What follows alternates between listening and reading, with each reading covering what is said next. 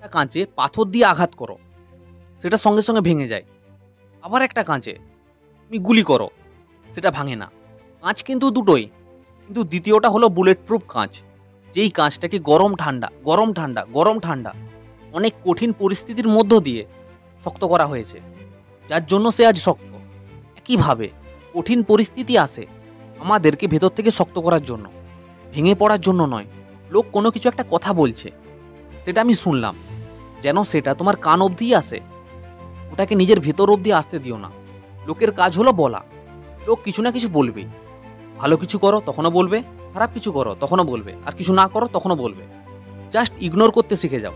একটা সাজানো থালি যেখানে নানা ধরনের খাবার দেওয়া আছে, সেটা দেখতে প্রত্যেকেরই ভালো লাগবে, খুব ভালো, কিন্তু খাবারটা খাবার পর ওই থালাটা আরও ভালো লাগবে না, মনে হবে দুর্গন্ধ। ঠিক বললাম? ভেবে বলো। আমাদের জীবনটাও ঠিক একই রকম, ওই সাজানো থালির মতো। যতদিন তোমার দ্বারা অন্য কারো স্বার্থ পূরণ হচ্ছে, ততদিনই তুমি ভালো। যখন তার স্বার্থ শেষ, তুমি খারাপ।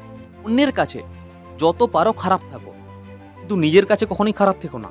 নিজের চোখে যেন কখনো নিচে না নেমে যাও, শুধুমাত্র নিজের 100% দিয়ে যেই ফিল্ডেই আছো সেই কাজ করে যাও। সময় প্রত্যেকটা মানুষের মুখ বন্ধ করে দেবে, তুমি শুধু চুপচাপ নিজের কাজ করে যাও।